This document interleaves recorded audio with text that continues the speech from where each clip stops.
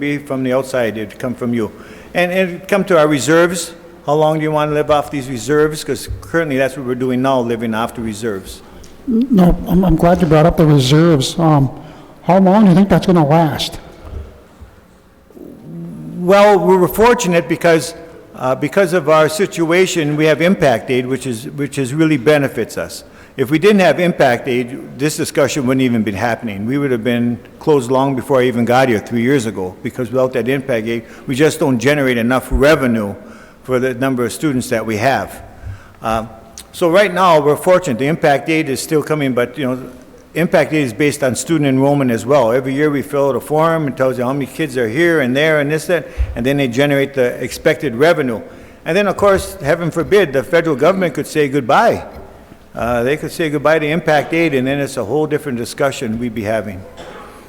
I know that at the last meeting when we were here and we were talking, one of the things that we raised was that because of the housing situation and we have the income and we have basically a threshold, if they go above it, we can't move them in. And myself and Pete were in my office talking about that, and that's something that we need to address on the tribal council side and see what we can do with that. And that's a comment that I've heard quite often as well, sorry, we can't stay here, we can't find a place to live, we're going to go to the tower end and so forth. I hear that quite often. But here again, I don't know the circumstances for each family.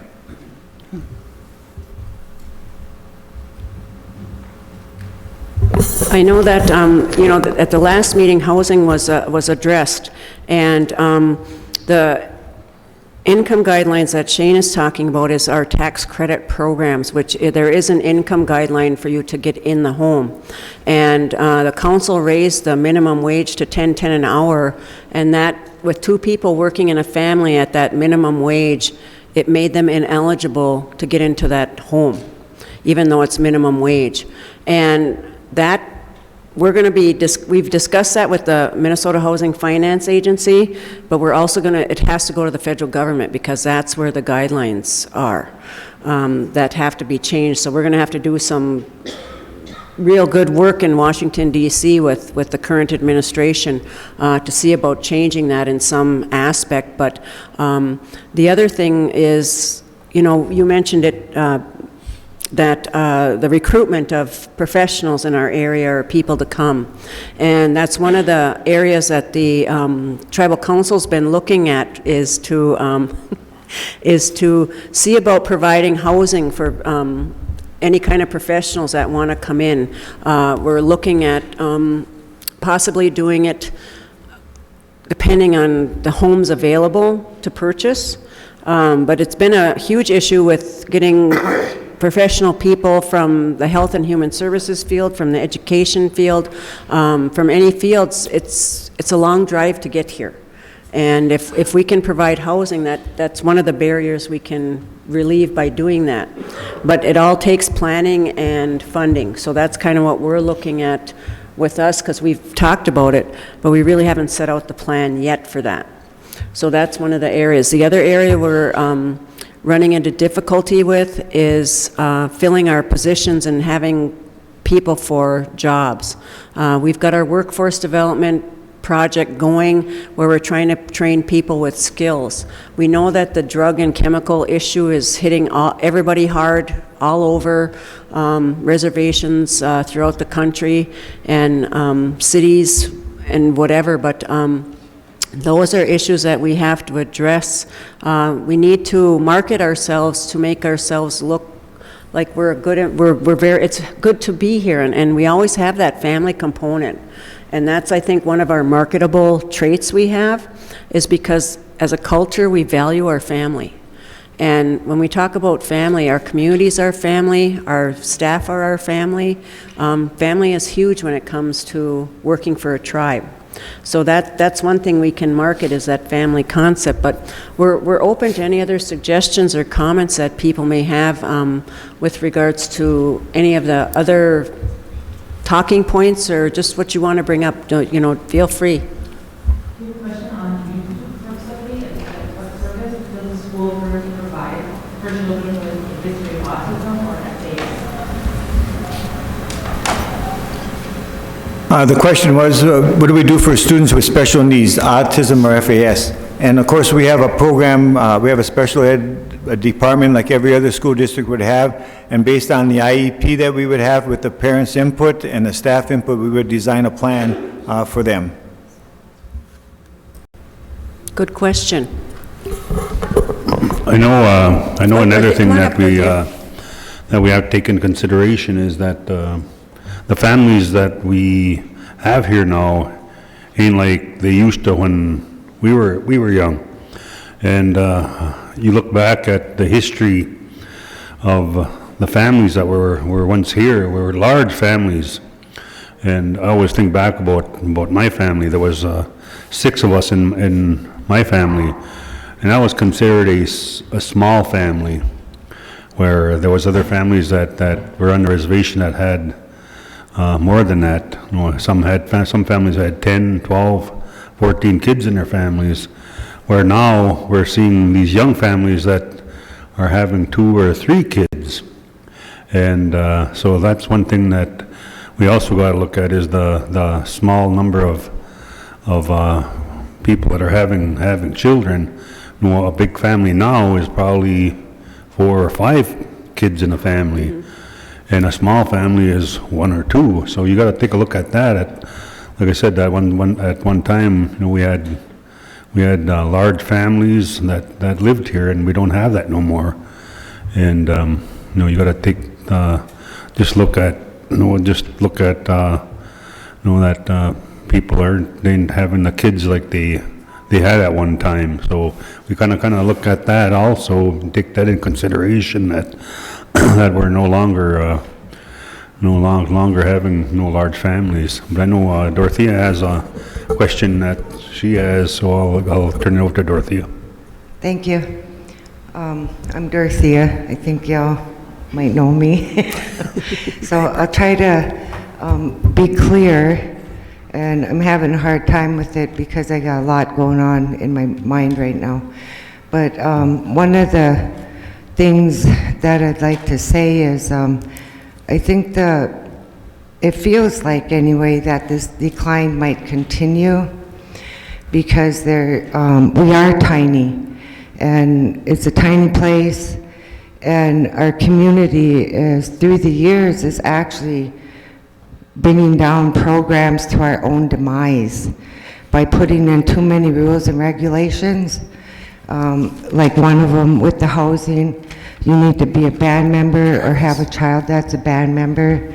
And with things through the years, that's slowly going down, right? So that's like, guys, maybe look at descendancy. Like for myself, I'm talking for myself with my own kids, my own grandkids. A lot of them aren't enrolled, but they're descendants of me. My mom lived here, her families, her siblings, you know, so that's a thing there in itself, descendancy. Even programs in the school, they go by, if you're a band member. I think the band member rule is too many rules for our little community, and I think our community needs to look at people as a community, not say, you're a band member so we can't help you. That puts a division in community, and anytime I see division or feel division, it feels like trouble, you know? So it's not just the housing program. I don't know all the rules of all the programs, but I do know a lot of them. Like even the LIEC with basketball, it has to be band member for the kids to get their help, not descendancy. In the big cities, you go to them, they look at all Indians as just show your card that you're a descendant of, like say the mother or the grandmother, and they help all the kids, and they're felt part of that too. They're part of that community where they live in each district. And same here, the kids shouldn't feel like they're not part of our community because they're not a band member. I think that's a big thing, looking at descendancy.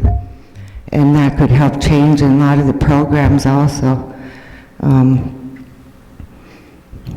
I don't know, I could go on and on, but that's my big point right there that I wanted to say. Thanks, thank you. Thank you, Dorothea. I know that at many meetings, you hear tribal leaders say that, and this is true, we did not impose the blood quantum issue. It was put on us by the federal government. And it just so happened that one of our enrollment people found a document, it's an old document, where they measured the hairs, the hair on the head for centimeters to determine if that person was full blood or not. And I have that document on my desk. That's how they determine blood quantum. And granted, that's the way it is now, but we know that other tribes are going down to the descendancy level. Constitution reform is happening with the Minnesota Chippewa tribe because we are under that umbrella for the enrollment issue. The Constitution has to be changed for us to change the enrollment issue. But I think you bring up a good point because even one of the workers within one of our programs said, do you mind if I recruit? Some people are asking, and they're not descendants and they're not band members. Can they apply for jobs out here? And I said, yes, they can. I said, we need people to fill these positions because we need to provide the services and need to get the work done. So, you know, I think through housing, and Dorothea, you brought up a good point, Miigwech, for that. You know, maybe we need to start looking outside the picture here. In order to recruit people, like I said, we're family no matter what. And I know this also comes up with our Toys for Tots program every year. And so I know you were going to bring that up. No, I'm just kidding. But you know, it is an issue, and these are our children. And so we will mark that down, Dorothea, as one of the issues that we will be addressing or looking at. Thank you for your input. I'll just like to add that when he was about a month or so ago, when we were having a meeting in this room, a council meeting, and I think it was our Tara, our DNR director, we were talking about trying to invest in Nett Lake, and she pointed out that maybe we should have a new moon project over here in Nett Lake, and I thought that was a good idea, and I think that still is a good idea, you know, to kind of open up a you know, housing duplex here, just like New Moon, and get some families back here, you know, to help increase our enrollments. That's just something I wanted to share.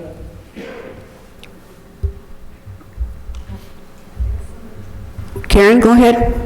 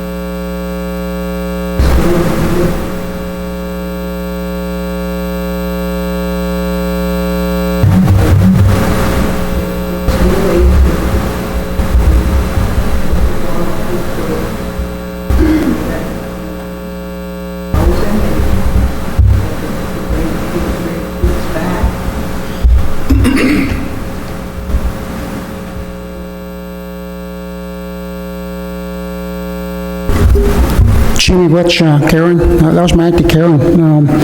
You hit the nail right on the head. You know, the old way of doing things in politics, that doesn't work for us. That doesn't serve us. That doesn't serve our best interests. We need to quit doing that. We need to stop doing that. How can we move forward if we keep doing the same old thing? You know, and we got to change. We got to change that.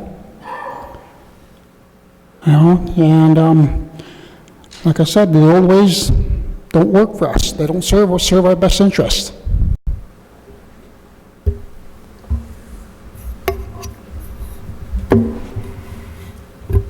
Some of the things that we're thinking of doing with young people, I know Karen mentioned Larissa, her granddaughter, and she's a very bright young lady.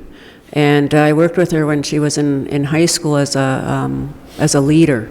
And so Larissa moved away, and, you know, how do we get her back with the kids and whatever?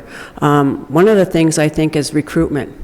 And we are looking at recruiting people back, or recruiting people for positions. And so one of our wish list items, I think, for the tribal government is to get a recruiter in that will help get people back. And some of them too, though, I know are going to post-secondary schools. And, you know, I hate to say it, but the drive from here is horrendous in the winter when you're trying to go to school. Because it's 65 miles one way. So, you know, what are some of the technology options we have for schools?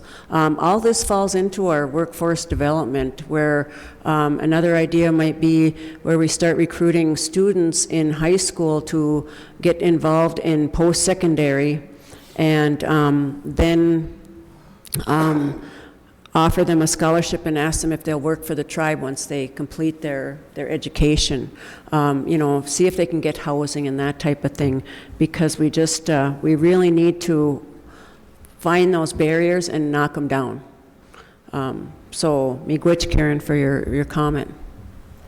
Oh, Jenna? Two questions from YouTube. The first one is a follow-up to the first question. It's what, would you say you're very proactive in addressing and treating students of this nature? And do you feel you're equipped to address these specific needs? Yes, we do. We have the staff that do it. We have the training. We're required to follow all the state guidelines. So it didn't matter what school district they went through, we were all required to do the same thing. So yes, I have confidence that we could meet the needs. And the second question says, I know, I think Shane brought it up at the beginning, but the sound wasn't working on YouTube. The question is that what's enrollment number to begin the process of closing the school? Here again, that's a discussion that the board would have to have at that time. It'd be, of course, are we a viable district? Are we providing enough of the education that our students would need? And that's a decision that the board would have to make with the direction from the staff and the community as well. I'd just like to follow up on something that Kathy had said. She talked about the students that are attending post-secondary option. Just so you know, we have the capability in our school for distant learning. So all the colleges have it as well. So if there's something that we could do to help with that distant learning so that they're not traveling that 65 miles one way, we'd be more than glad to help them out if we could.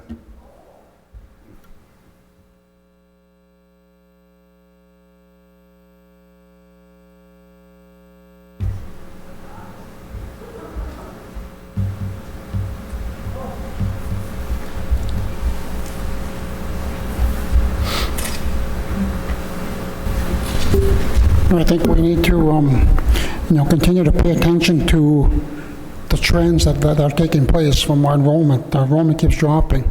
That's what should be a red flag for us.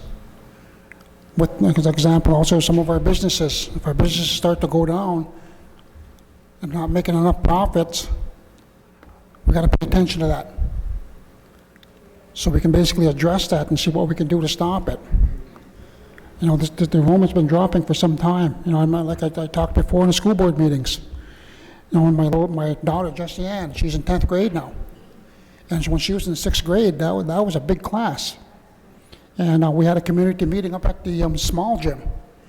And that's one thing I recommended. I said, if you look at this class that's going out, and look how many kids you got coming in. I said, your enrollment's going to continue to drop. And, you know, and that's where it stayed. You know, and we can't do that. We got to do something.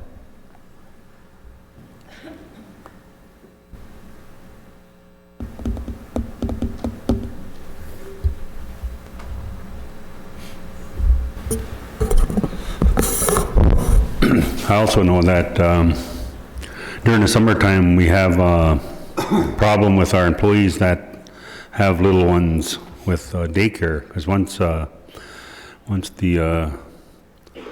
they get out of school, our Head Start also closes for the summer, and so we have a hard time for the young families to find daycare services. So that's another thing that we as the council, you know, we know that that's something that we have to work on. And again, that would have to be you know, teachers and people that come from that profession to take care of them little ones.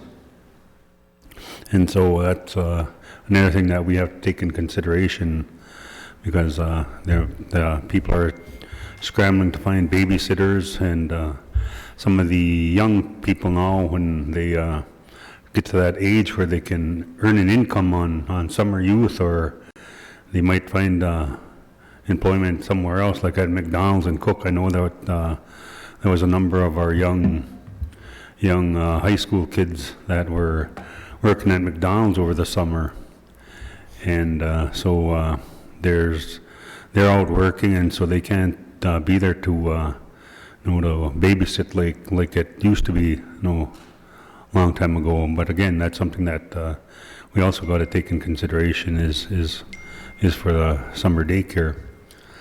And I know that at the last meeting we talked about was sending out a survey to our band membership here on the reservation to look at, you know, ways that we can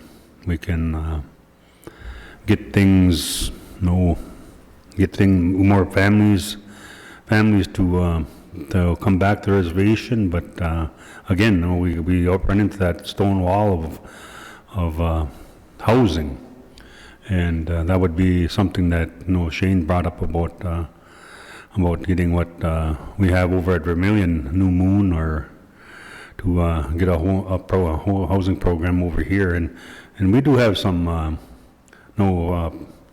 land on the reservation where I know at one time we were talking where we made the addition down in Pineview, where we call it Pineview East, where we have them homes located down on the east end of Pineview. But there's land that extends, you know, a little further back east of even that place, and then also on Ridge Drive there, down where I live, at the end of the road, and it goes kind of back to towards the homes that are about a mile out of town, where Wooden Frogs used to live, or still live. But there's land back in there it's on high ground, and so we'd probably be able to think about, you know, sticking some houses in that area. And but no, we gotta come together as a community to come up to try solve this problem. And I know that that age group that Shane was talking about, my grandson Angelo was in that same grade, in that same class, and that was probably the last large class that's going to be coming out of Bois Forte for probably some time. And there was like 24 kids in that class. And so again, we have to rack our brains, but no, I got to think back on history again. When I went from 6th grade into 7th grade, there was 30 of us that left 6th grade that year to go to our school at the 7th grade level. And a lot of the kids, when we graduated in 1974, there was 4 of us that graduated, and some of the kids had moved off the reservation, moved to either Minneapolis or Duluth or wherever. And there was some kids that ended up passing away before our graduation year. And I know that there was a couple of the girls that were in that class had started families back then, and so they just never. Like I said, I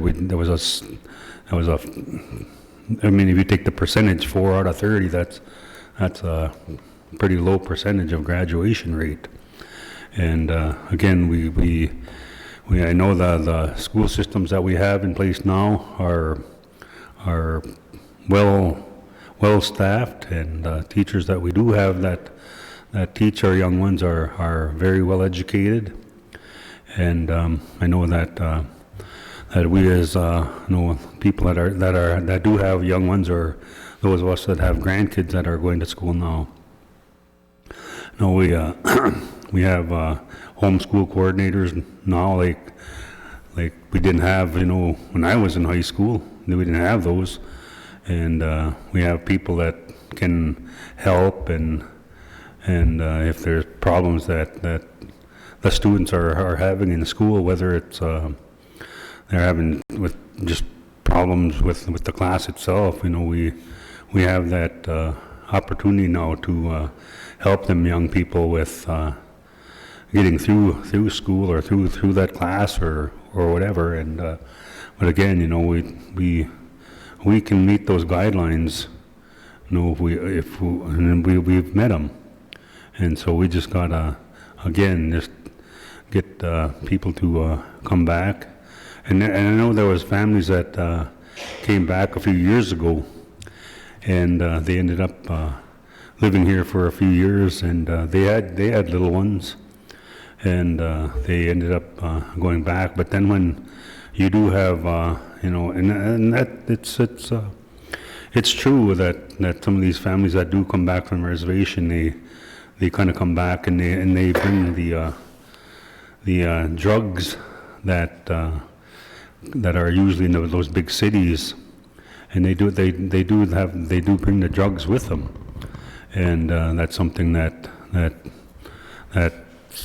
that's there off the reservation, and that's something that we can't control here. But again, with community effort, we can control the drug problems that we're facing here at on the reservation level. And we're in the process of updating our tribal code right now, and it's in the attorney's hand right now to getting that in place and presenting that to the tribal council for action. And then once we get that code back to us for taking action, and then we just have to make sure that we enforce those rules, whether it's through the police department or our tribal courts. That's something that we have to work on to get our community in order, because you look back at history, the Native Americans we come from a culture where we shouldn't harm each other, and I know that when I was in high school, when I got into the 10th and 11th grade and 12th grade, we kind of looked out for our younger ones, our kids that were 7th, 8th, and 9th grade, and we looked out for them. If they were having trouble with someone in the high school, we'd step in there and quell that. And another thing that we also really took a big interest in was we would not let our Indian kids from the reservation here harm each other. If there was a problem that was going on between a couple of the Indian kids, we'd step in there and we'd kind of almost like a big brother to them, and we'd stop that immediately, because we didn't want to see our Indian kids getting hurt by other Indian kids, but we especially didn't want to see our Indian kids hurt by other non-Indians. And so that was something that we did, just a kind of I guess it would be kind of like a big brother program, I would say, that we just had amongst the older Indian boys that went to high school. And so that's something that, the Indian clubs that we used to have, it was called SORA back then, Students for Red Man's America, it was called. And I'm not sure if they still have an Indian club at the Northwood School now or what, but maybe that's something that we should maybe look at getting again. And so where our homeschool coordinators or the Indian teachers that are teaching or working with our Indian students. So maybe the problems that maybe some of the kids are having, they don't want to express that to their parents or older ones, where they could come together as we are sitting in this room and communicate with each other and say, I'm lacking this or I'm lacking that, and just to try to get that help. But I think, like I said, I'm not sure if they still have an Indian club at the Northwood School or not. But maybe that's something, we should, maybe the school board or the superintendent or someone can answer that question. But I know Sidra's got a question, and he's been standing there for a few minutes, so I'll let Sidra take the floor. This is a question from the audience, a written question. Why are all the job postings requiring driver's license? It seems to be a roadblock to employment. Some of the programs, I'll use the housing maintenance crew as an example, that does require a driver's license because they need to take the trucks and they also do the plowing, so that's some of the requirements. I think that's just a basic requirement on all of our positions, and they have to be insurable. But if they're not going to be driving a vehicle, let's say they're going to be in the office or in where they don't have to travel from Vermilion to Nett Lake or whatever, I don't see why the driver's license would even be on the position announcement. Some of the jobs do require some travel. I know usually when the person is going to training, but basically if someone can give that person a ride if they don't have a driver's license, that would be an option. Or online WebExes now are huge, so trying to limit that travel could be done in other creative ways with technology now. But that's a good point. We will address that too. At the end of the meeting, we're going to come up with an idea of where we need to go and what we need to do with regards to some of the things we're discussing tonight, so it doesn't just stop. Usually what happens is a lot of things just stop. Once you start something, it kind of dies out. So. Okay. The other question is, how has ICWA in the removal of children, how has that affected the school enrollment and the reservation? Well, as far as ICWA goes, and I'm just talking from a state perspective, ICWA was implemented in 1978. It's a federal law. And today, in the state of Minnesota, we have the highest number of out-of-home placements of Indian children, which means a lot of the kids are taken to other homes off the reservation. Bois Forte, for the state. I'm not saying Bois Forte specifically, but within the state. We could get numbers, I'm sure, for breakdowns as far as Bois Forte's numbers, but for me, that's kind of unacceptable. Not kind of, it is unacceptable, because that's 40 years that this law has been in place, 41, and we still have the same issue.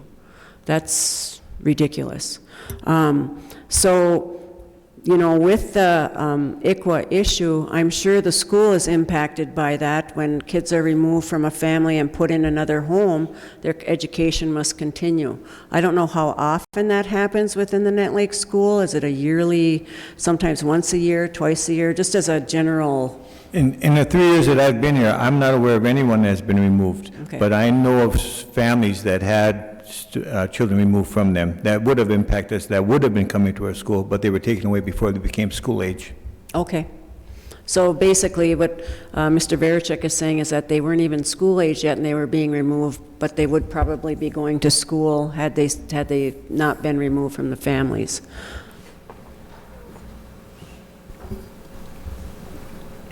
Jim? Could I? Oh, go I ahead, got a Shane. question for you. On average, how many times does the Come on, Millie. bus gas up at the store up here per week? Excuse me, how many what? How many times does the Nett Lake Elementary School bus gas up at the store per week? Well, it depends on how many runs we're making, if we're making extracurricular runs and those types of things, but I'd say once a week, Once a week? Yeah. At least? each bus. And then we have the vans, of course, we fill them up as well. Okay. All right. Yeah, but you gotta remember, they have a 100-some gallon tank, so it isn't a small tank. When we fill up, we're filling up. Could I just interrupt for just one Sure, go second? ahead. I don't want to Emily. put someone on the spot, but Dave, we do have someone here from the St. Louis County that may be able to answer at least one of your questions about the Indian Club. I'd like to introduce Ann Christensen. Ann, would you like to stand for just a moment? I hate to put you on the spot, but that's what we do. That's what we do. Ann, can you go to the microphone, please? Sorry. Do you want to introduce yourself, Ann, so everybody... Sure. I'm Ann Christensen. I'm the Director of Indian Education for St. Louis County Schools. And to answer your question, Mr. Morrison, yes, we do have a student club at Northwoods, Neej Nation.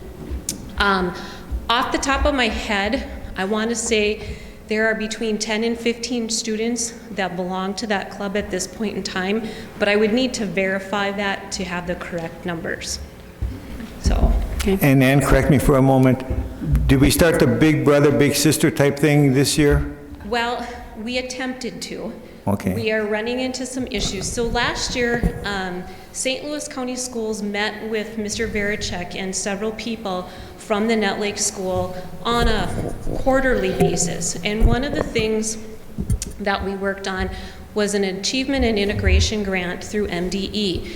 And Mr. Verachek proposed, and we thought it was a very good idea. My superintendent, Dr. Engelbretson, and I proposed a big brother, big sister mentorship type of program. We've hit a little bit of a roadblock in finding students who understand the concept of mentorship. I think a number of our students have never had a mentor, so they don't know exactly what a mentor is or what a mentor would do. So we are looking right now to work with Leanne Hoffman's program, the education department here at Nett Lake, to look for a route around that and try to create a mentorship program that maybe looks a little bit different. We haven't given up, but like I said, we've hit a roadblock. So. Thank you for that, Ann. Sure. Dave? What did you say? You said you had like 10 or 15 kids in that? I believe it's somewhere between 10 and 15 students. Okay. Yeah, because I know when, like I said, when we were in high school, all the kids from Nett Lake were in that club. And we also used to raise funds so we could go on trips. Like it was like I remember that one time there was a Indian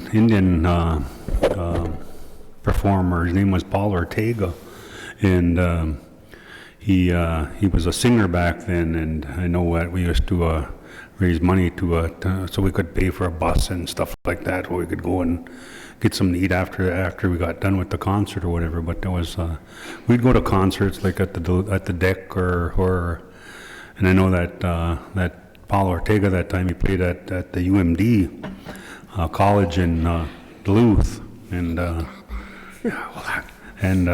we also would go to like games like at the Minnesota Twins or the Vikings, but most time we went to the Minnesota Twins games during the summertime. But again, that was something that we used to do, was to we just raise funds just for the Indian students to go on a trip, and they'd always work it out where with the school, so we could be excused if it was during the school year, where we'd be excused by the So I imagine it must have been a school board, I suppose, that took that action to allow us to leave school grounds and go to those activities. And one of the things was we made sure that we were behaved ourselves, and nobody when we get to somewhere, nobody'd sneak off or do any kind of alcohol or anything like that, because we knew that if we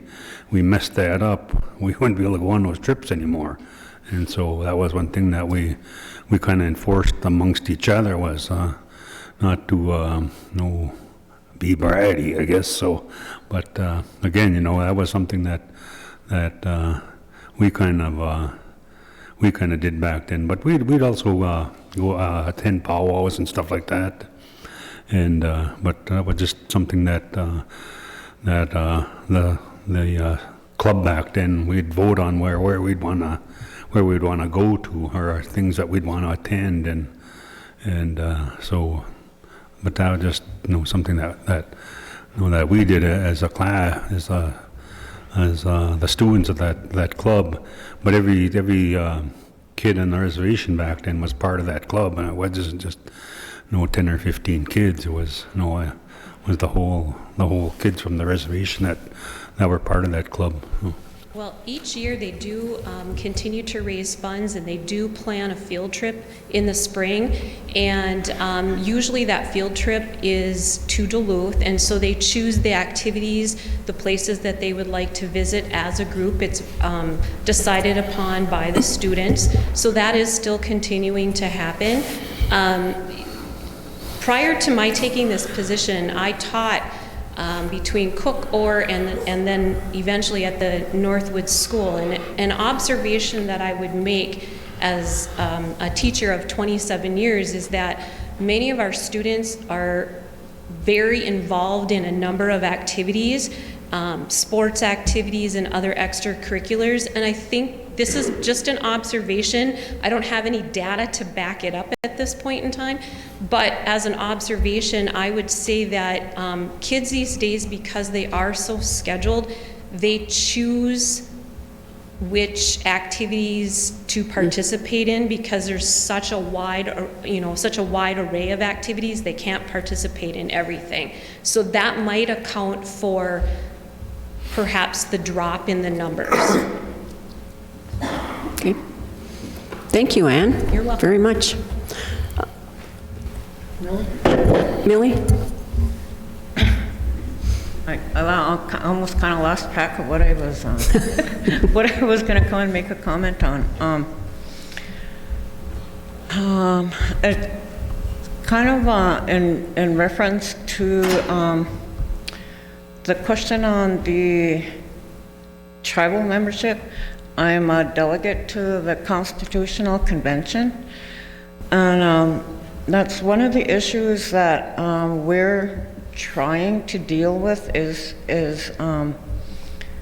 the concept of who is an Indian and who is not, versus our traditional cultural, how we view families. And I think if we can come together as a community, not just here, but on all 6 reservations, and decide that we as a tribe are going to go back to our traditional view of who is a member. If you're born to a Indian, you're an Indian.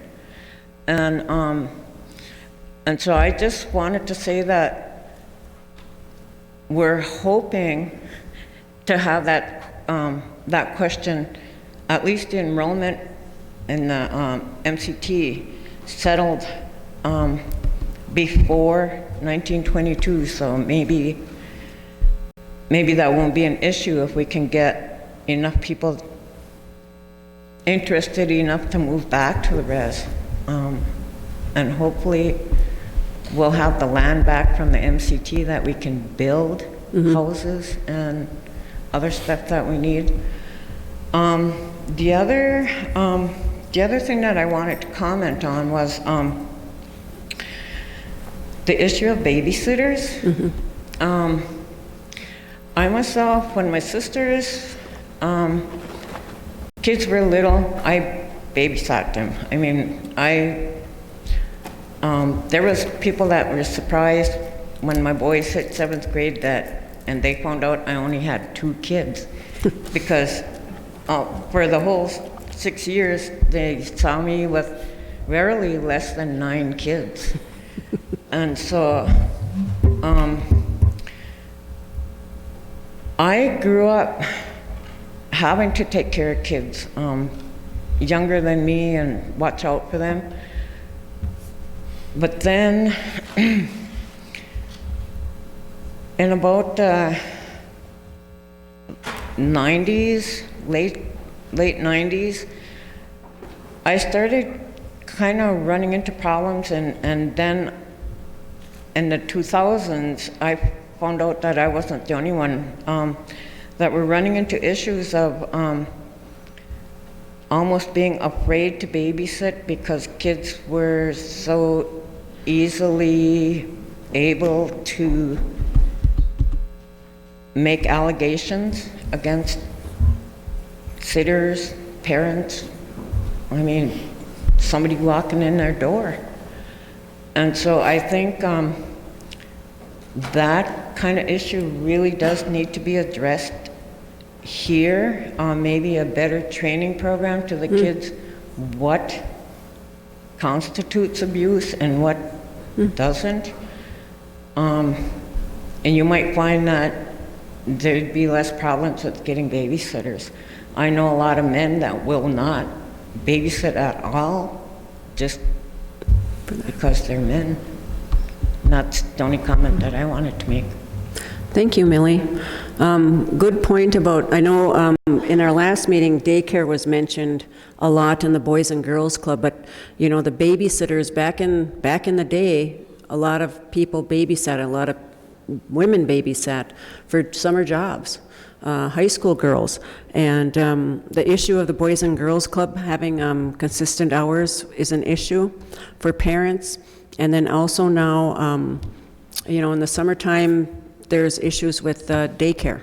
And so I remember a few years back, and I could be wrong, but one of our programs did a babysitter training course where they learned, I think, basic first aid and just some, you know, basic skills for babysitting. We can check into that. We'll put that on our list of things to do. Kids need money nowadays. It seems like they're all working either on resorts or different jobs at area businesses, so we'll be looking into that for daycare issues that arise. And we are trying to address the Boys and Girls Club issue. We can't get people to work there.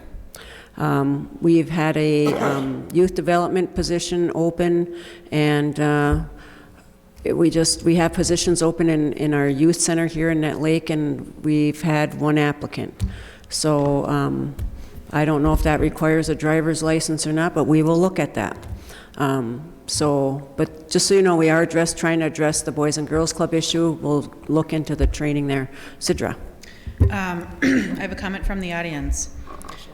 If we had a strong Anishinaabe language and culture program, that would possibly attract people to this school. Just a comment. Could I address your last comment about driver's license, even though it wasn't addressed to me? For the school district, seeing that we're so small, that there's certain employees that we require to have driver's license, and it's just because if we have to run a cook to get something or to get something, we only have a handful of people that can drive, so that's why we require the licenses at the school. And I can I can speak to that as a program supervisor. There are some positions that we can waive that. You know, we can say, you know, realistically, this position doesn't need one, but there are certainly some positions that absolutely need one, like Kathy had mentioned, a snowplow truck driver, or, you know, someone in maintenance. But there are some positions that can catch a ride to trainings or WebEx trainings or that kind of stuff. So.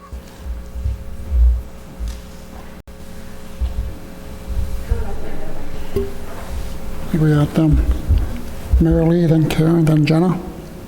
Yeah. Apparently it's got some. Saturday, I got called to the Heritage Center by Dave Strong.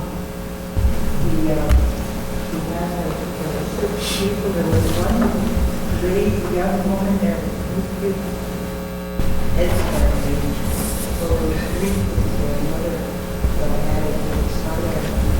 But they made drums with them. Small family. He wanted to, because they were all done.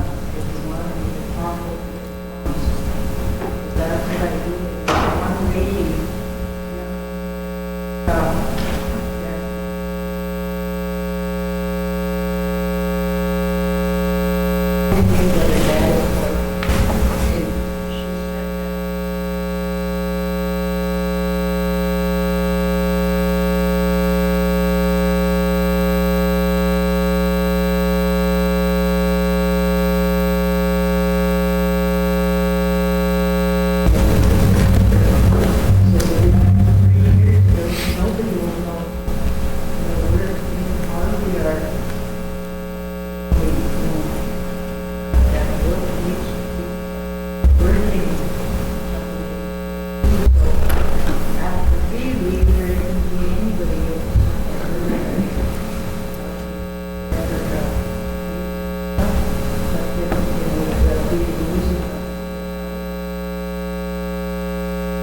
She mentioned some about 6 words she knew. She used to be my classmate, so she was a little girl. And she said, that's a start. And I used to but really good. So she actually asked more. I said, well, I think it's true. They do get a strong program. People will hear about it. Already come back and, because we're in that, where they the past space, where, and that's one thing we have to do, work together, keep some of our language back. Even you guys say here, all of you is gonna, not only if you don't want to work, at least, pick a little ones.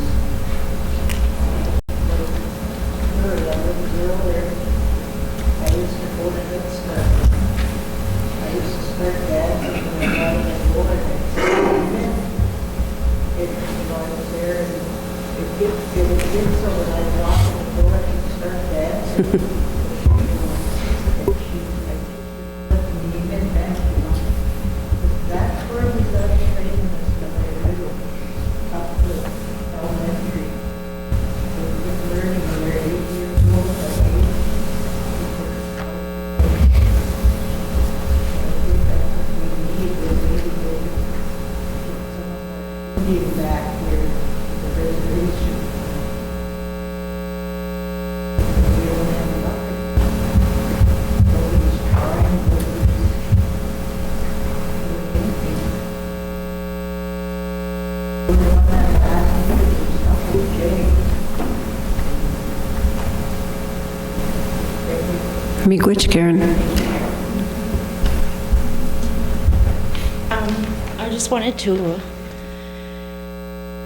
point out some stuff that was talked about here this evening and kind of make it smaller. It seems like we kind of got a great big platform of 50 things we could do, but really we should, kind of shorten that down and concentrate on really what we need to do. Like, what I did was I just made a list of weaknesses and strengths with this meeting. And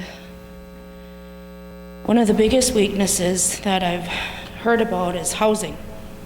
So I think that should be a #1 priority for you guys to work with the housing to figure out how they're gonna improve and change and welcome our band members or other family back into our community. Another a strength is family, and that has to do with housing too. Like, I have family that has moved away because there's not enough housing here, or they don't qualify for there's certain types of housing. And I know New Moon Project was talked about. Well, we practically have that down in in Palmquist. And those houses are way too expensive for anybody to rent right now. I've heard a lot of people around my age and younger that are struggling out in different cities, you know, trying to pay their rent, work, take care of their kids. And one of their main things for saying why they don't move back up here is because of the rent is too high. And and then another weakness is drugs. That's the second one that a lot of people talked about. And it's been here all my life.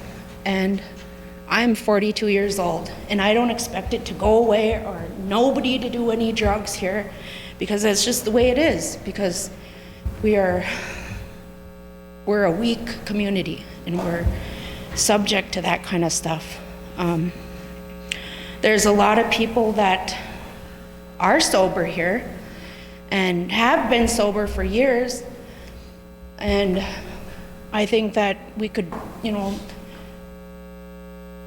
find out a different way to help these people rather than shutting them out and taking their kids away and making them move out of housing, and that's not helping them at all. If you really want to help somebody, you got to get right there and talk to them, or have somebody who cares enough to do it. And I think a big part of that is a strength for us is culture. A lot of people go to the powwows. A lot of people, you know, come from off the reservations to come to the powwows, and because they want to learn, they want to see what Nett Lake does and what we're really all about. And I think we could, just like Karen said, and she says that all the time, that we need more people to help bring this culture and our traditions back, and there's not too many that do that anymore. I think with that program at the school, the NIJI program, that would be one thing they could concentrate on, is helping learn themselves, so we're not losing our language. They could learn that in their club, and they could promote that through fundraising and talking to the younger kids and whatever. Like, each take a turn to write an essay or say something about it, and that's part of mentoring and leadership right there. Another weakness is jobs. Well, you don't want to work here if you live an hour away. You know, it's easier to get a job in town. Yeah, there are a lot of jobs that require driver's license, but it's not like a person can't get a driver's license. I worked for the Head Start, and I just had a regular driver's license, and I had to get a school bus driver's license. And it took me 3 times, and I failed, but I didn't quit. And I had people in the Head Start backing me up and helping me. They were even taking it themselves, you know, and everybody was trying to help the bus driving part of it. And eventually I got it because I didn't quit. And that's mentoring right there. My coworkers mentored me into doing that. So there is mentoring around. It's just you got to point it out what it is for the kids to understand what it is. And another strength I think we have is all the programs that we have for the Bois Forte band members. And I think we need to utilize those a little bit better and a lot more to get some of this family, culture, housing, drugs, and jobs into each one of those little programs, so people know what Nett Lake is all about and what we can offer, you know? Like, when I hear some people talk off the reservation, they're afraid of Nett Lake. Even if they're from here, they're afraid of Nett Lake. And that's kind of ridiculous, because I've lived here all my life, And there's bad things that happen, people do bad things to people, but I think that if you're gonna do something bad to somebody, it's gonna come back on you, no matter whether you want it or not, or you try to or not. And I think that, we have a good community here, that we have a lot of people here tonight that are willing to listen and help, and I think we should just kind of concentrate on a few things first, with housing being the number one. Thank you very much, Mary Lee. Those were great comments. Very good. Yep, that's a very good point. Jim, I have another question. Now, if the school keeps down, or if the school starts downsizing because of the enrollment, is this going to affect the van runs, bus runs for sports? Currently, we have an arrangement with the LIEC for those extracurricular runs. The arrangement that we have is that they pay for the driver's time and we pay for the fuel and the wear and tear on the vehicle. This is something that, of course, is, I think it's more of a handshake than anything that's been written down. I haven't seen anything written down. It's been more of an agreement. But if we get to that point, that'll be a discussion. That'd be one thing on the table. Everything would be on the table. Well, that basically what my point was, just is that, because on the school side, you're taking the expense. And then if we keep downsizing, are you guys gonna have the money to continue to cover the cost of the gas and then the wear and tear and all that? That's just something to consider. Part of the duty of the responsibility is to lay everything out on the table and say there's no sacred cows. We got to look at everything. So we look from the biggest items, from administration, which is the highest paid, all the way down to the vehicles and the use of them. So everything would be on the table, and ultimately it'd be a recommendation to the board for cuts. Could I just address one more thing? Sure. That was brought up about the culture program. Yep. Just so everyone's aware, we are a public school on a reservation, so we're required to adhere to all the MDE guidelines. And one of the MDE guidelines is if you have someone in front of the students presenting lessons, they have to be a licensed teacher. And at one time, you could bring in a community expert, and the department would give you a waiver on that, and you could have that person. That's not available anymore. So they really tightened up on it, and I'm guessing the licensing bureau tightened up on it. But they have to be a licensed instructor to be in front of kids. Thank you, Mr. Verchek. Go ahead, Jenna. We have a comment from the audience. The question is about jobs that require driver's licenses. Every job app in the village requires a driver's license. If it has to be redone, if the job can work around the person being hired as a laborer and be given an amount of time to redeem their driver's license. I think this would be an incentive for the younger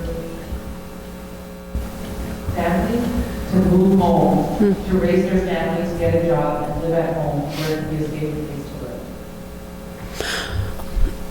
I think that's one of the issues that we need to work on is the driver's license issue. It keeps coming up and coming up and coming up. So, that can be discussed with our senior management and also our legal counsel with regards to job descriptions, legalities regarding maybe some of the program or grant requirements, looking at those specific areas. So that's one of the things we will look at, definitely. We will be having more meetings, just so people know, so we can say, well, this is where we're at right now, to keep this process going. I do want to make a comment and a question to Mr. Verchek, because I know when people move, one of the first things they look at is where their child is going to go to school. And you hear rumors, and that's what it is, it's rumors. You really don't have the facts. Sometimes you just hear, well, I heard they've got low test scores. I heard that, they don't do that. So can you give us a explanation on the test scores and statewide and how the school comes out with that? Because Sure, thank you. But could I just address one other Sure. thing prior to this? You talk about the driver's license. I know, and I can only speak for the school, even though they may have a past history and they've been clean or whatever, many times the insurance company will dictate to us if that person is allowed to drive vehicles or not. So it's even beyond our control, even though they meet all the requirements and are qualified and they've been clean and this and that. If they've had an incident, it's up to ultimately the insurance company. And then also in the state of Minnesota, if you've had any type of violation with drugs or alcohol, you automatically cannot drive kids for 5 years. And then if you have a second one, it's automatically 10 years. And if you have the third one, it's automatically 15 years, and then you're done. You can't drive and you can't transport kids. And here again, we have our custodians and all those people. If we have a sick child, sometimes they're bringing them home, some of those types of things. So I think it's important for the young people to understand that, yeah, well, I only made a mistake. Yeah, but that mistake might haunt you for the next 5 years. So, I mean, we just caution everyone makes mistakes. I understand that. But they need to get that message out there that, yeah, even though you made a mistake and you learned your lesson, that still may haunt you, especially in a public school setting for a number of years.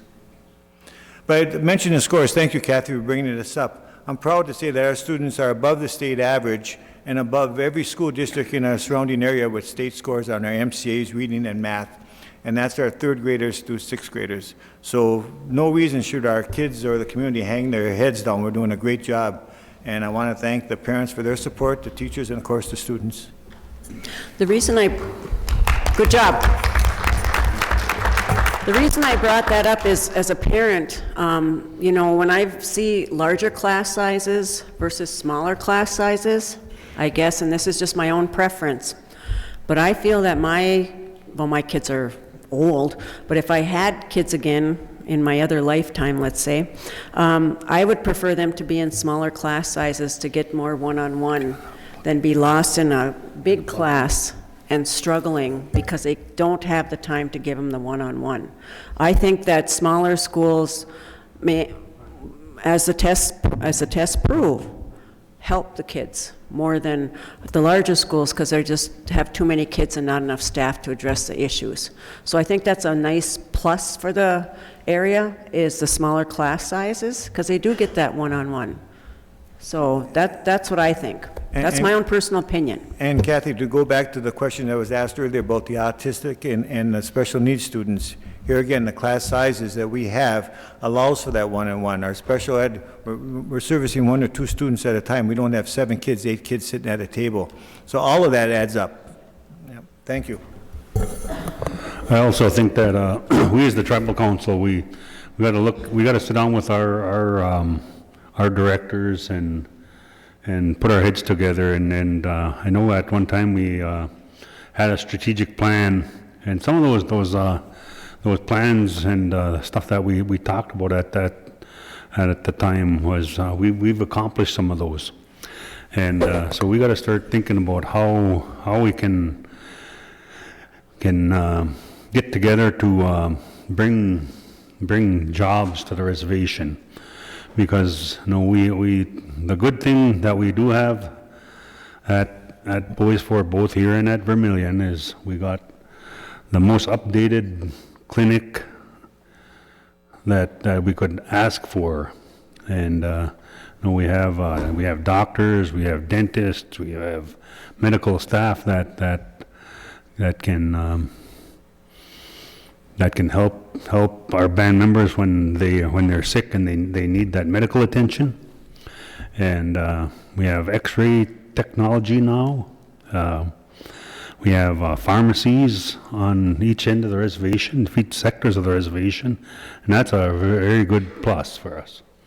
And but we just got to figure out a way to bring more jobs back to the reservation, both here and at Vermilion.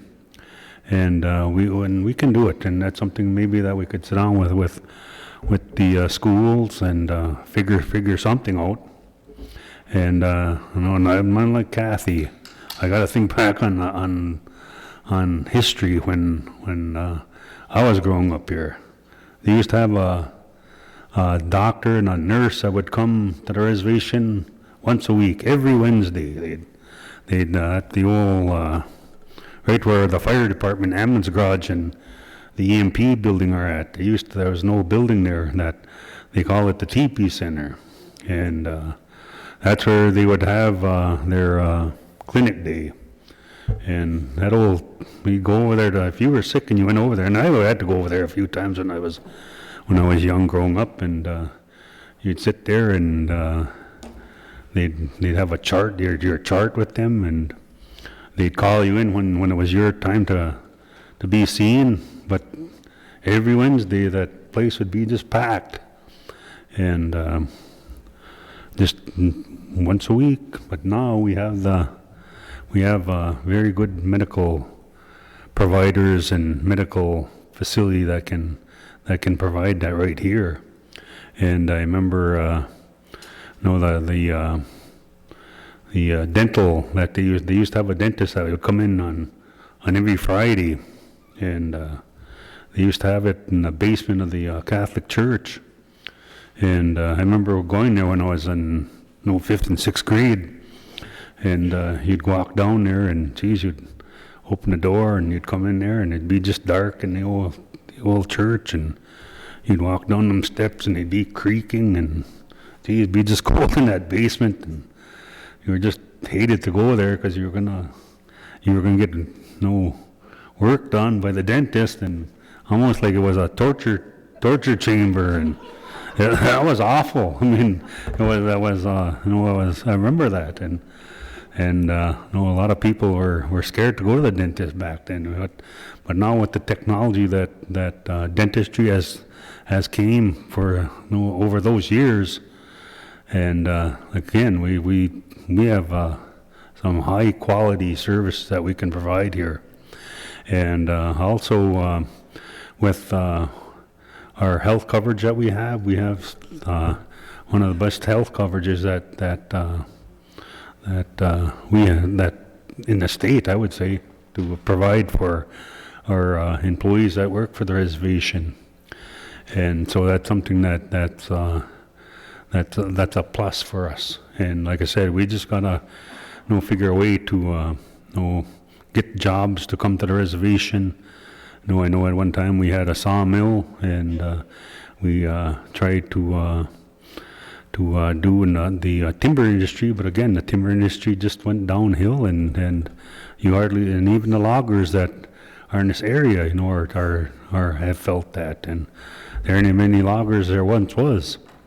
And you see the railroad in Orr, where all that the trains are going by, and it's loaded down with lumber from Canada, and again, they can produce it cheaper there, and so that the companies are not working with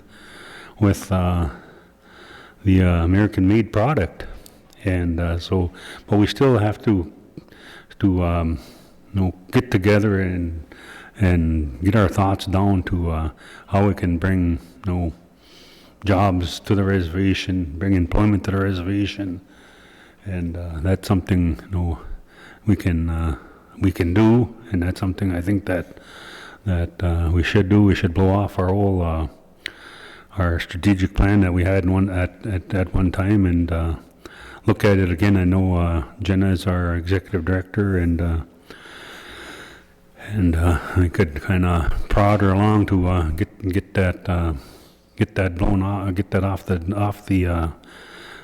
the shelf, and re-look at where we want to be in 3, 4, 5, 10, 15 years down the line, where we can grow, because we have a lot of them young kids that are living here on the reservation that are very smart young people, young kids, and we also have our higher education program in place here at Bois Forte, where our students can go to college to further their education. We have dollars set aside for that purpose, and again, that's another plus that we have on our side is to get those kids further educated, because in order to get a good paying job, you need a good education.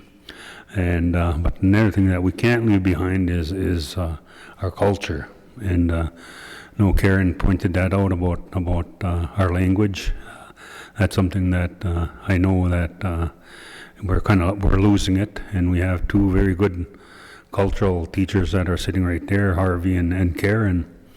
And, but we also got to teach our young ones, what it was like, years ago. And the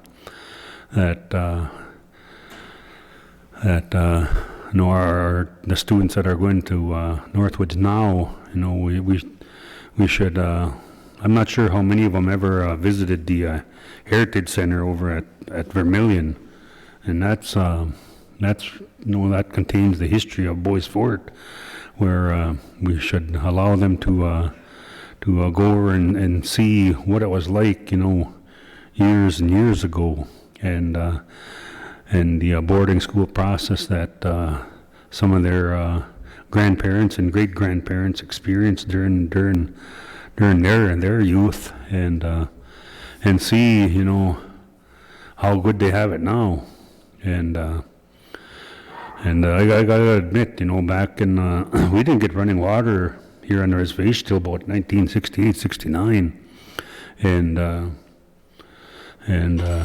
remember that because I was just a young boy back then, and actually I didn't get to see hot water until I was till we moved into the place where my mother lives now, which was built back in 1972.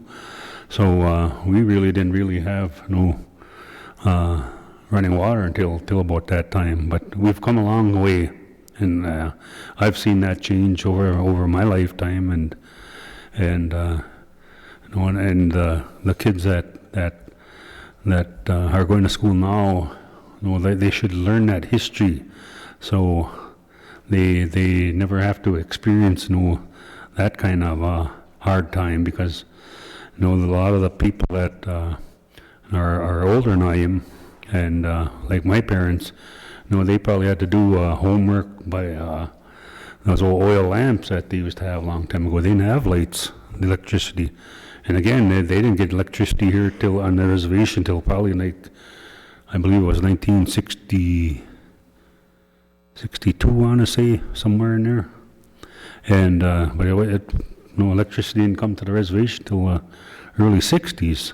So at one time, you lived by the daylight, and at night, if you had a flashlight, if you're lucky to have a flashlight, you had a flashlight, but most time you lived by an oil lamp. And but again, the kids got to learn that history of what it was like when their grandparents were living here, and things that they seen. But we've come such a long way, and that was good. That was just from strong elder leadership that they didn't want us to be left behind. And I've always been proud to live here at Bois Forte. I was born here on the reservation, and when my time comes, I want to be buried here on my reservation, and I don't plan to ever leave. I'll go off the reservation for maybe a vacation here and there or whatever, or to get away on a weekend, to go somewhere with my family. But I'll never leave the reservation. My roots are here, my blood is here, and again, but we have to think about our future, and that's something, like I said, we as the tribal council and our directors, we got to get together and strategize how we want to see our future, because we need that for our little ones that are coming up. And there was a few little ones that were in the room earlier this evening and came down to eat, and again, so we got to look out for them. So I'll turn it back over to, I think Shane's going to say a few words. We put a lot of stuff on the table here for discussion, and then it's obvious that we gotta sit down and nail down a game plan. And some of the things that keep popping up were was basically number one, enrollment. We keep hearing about jobs and housing. So basically the plan is already writing itself, if you will. With these jobs, we gotta sit down with HR and have them run through their machine that they run through and see if they can adjust the pay scale. And for housing, that's going to be a tough one. But we know what we need to do. We have a plan, we're starting to have a plan in place here, or starting to formulate a plan, I should say. And we have 2 years before our enrollment really drops. So we have 2 years to get something done. And I hope that we do get something done. Because I don't want to be sitting here 2 years from now talking about the same old thing. That'd be 2 years wasted, right? That's not what I want to see happen. Thank you. Wrapping it up a little bit here, is there any more comments from the audience? Marilyn, go ahead, dear. Yeah.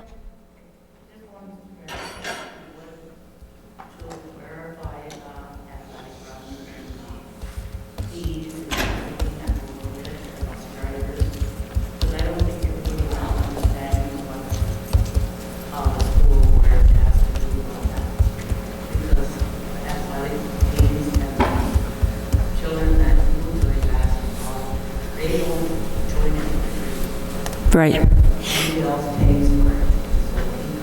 Okay. Okay, and the question had to deal with the athletic and LIEC. What the current arrangement is, there's an LIEC committee that's put together of members from this tribe, and they meet quarterly or periodically whenever it's needed, and they get a budget. I believe it comes from the tribal. Yes, it does. Okay, it comes from the tribal. And this group is tasked with the idea of how do we disperse these dollars. So it's my understanding is our role in that, our only role in that, is the transportation. We don't decide who gets money, who doesn't get money, who gets a ride, who doesn't get a ride.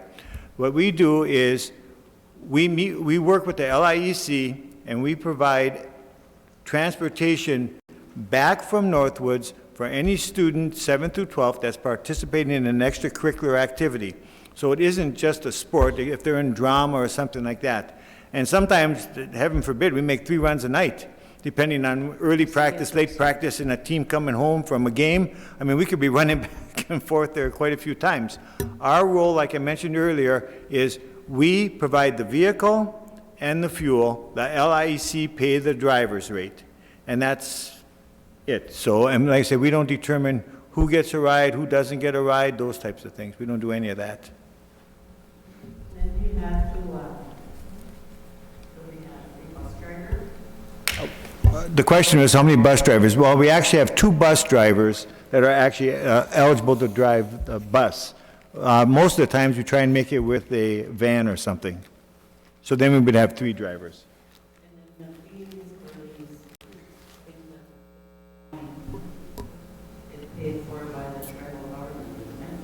It goes through they don't pay all their fees. Each family is entitled so many dollars, is my understanding.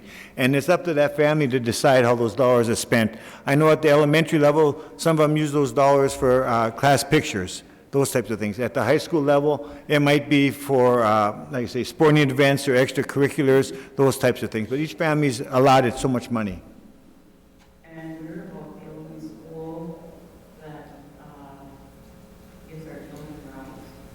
What is school is that? I wouldn't say that. I know that there were, now don't hold me to this, but there were some schools that used to run a late activity run. But I don't know if they still continue, but I know they had done it in the past. Well, as far as I know, we're about building a school. I can't name anyone off the top of my head, but I know at one time there were schools that ran a late activity run. Okay. So that everybody understands, Well, it looks like Leanne might shed a little light, maybe? Oh, No? So I sit on the LIEC board as someone from the education department. So we have 2 pots of money, if you will, tribal dollars and JOM dollars. And so athletic fees come from tribal dollars. And those are like the higher fees. Our parental reimbursements, like school supplies, shoes, those are JOM dollars, and that's the $50 reimbursement. Athletic fees come from tribal dollars. And yep. You don't have, you do? Right, but for the, to catch a ride on the athletic bus, you just have to be a descendant. So, I don't know. When did it change? Because my niece had always had hers paid for, and this year hers wasn't. So it's actually always, I've been here 13 years, and it's always been. So I don't know how it got, I don't do that, so I don't do, because we always verify enrollment when they pay that fees, so. And then there's other kids that, well, like all the kids get their school pictures paid for, and not all the kids are enrolled in Bois Forte. Is that the JOM dollars? It might, yeah. And The like, pictures not are all the JOM kids are even enrolled in a tribe. So I'm wondering how the LIEC decides. I'm on the Vermilion LIC, just loud. Just hollering at you guys. Yeah, I'm on the Vermilion side LIC committee. And as far as the JOM dollars go, those dollars can be paid to any Native American any federally recognized tribe. So those children also have to be enrolled, but they can be enrolled in any federally recognized tribe. So our tribal dollars pay for our band members, and then the JOM dollars are any federally recognized tribe. Yeah. I'm just wondering, because this year, like I said, Maddie had previously been paid for, and then this year it just was like, no, you're not paid for, which was a surprise. Yeah, I'm not sure. You might want to just check with your with the Nett Lake LIAC board. And is she a band member? She's a descendant. No, they're not enrolled. Okay. Yeah, I know with budget cuts we've had to tighten the reins and yeah. There are rules of laws that you can't just hang school. You have to belong to a club or a team or something. You can't just attend and then expect to jump on the bus because they don't know all that. Okay. There's another question from the crowd. We're wondering who determines who rides the bus. I can't answer that. What I do on my end is I try and get a list from the Northwoods on what students are participating in extracurricular activities and what level they're at, because they have a 7th and 8th grade, and they may have a junior varsity, and they may have varsity.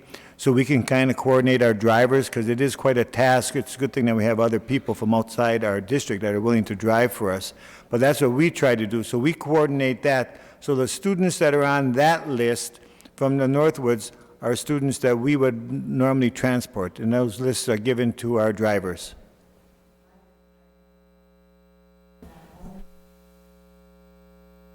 Last year,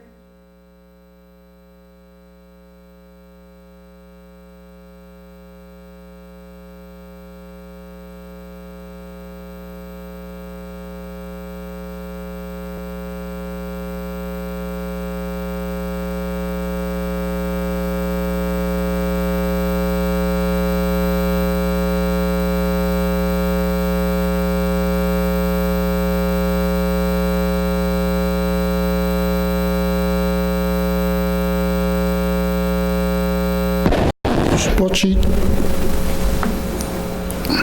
plays in the band.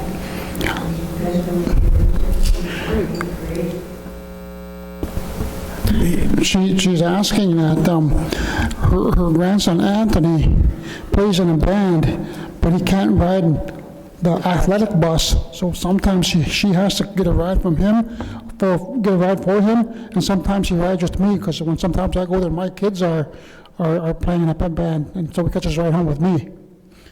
So her,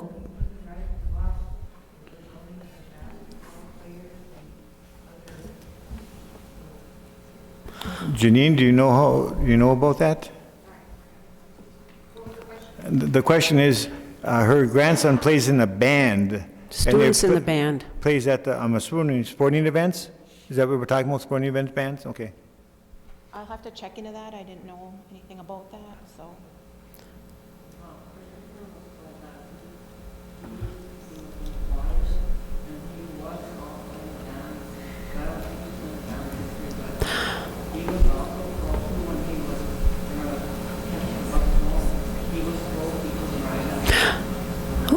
Well, I think the drivers are told not to pick up anybody not on the list, so if he wasn't on the list, right? I think, okay, can you see if they can include the band in the choir? Because I know like at games, the band does play, and if there's concerts, maybe sometimes the parents are working and can't attend.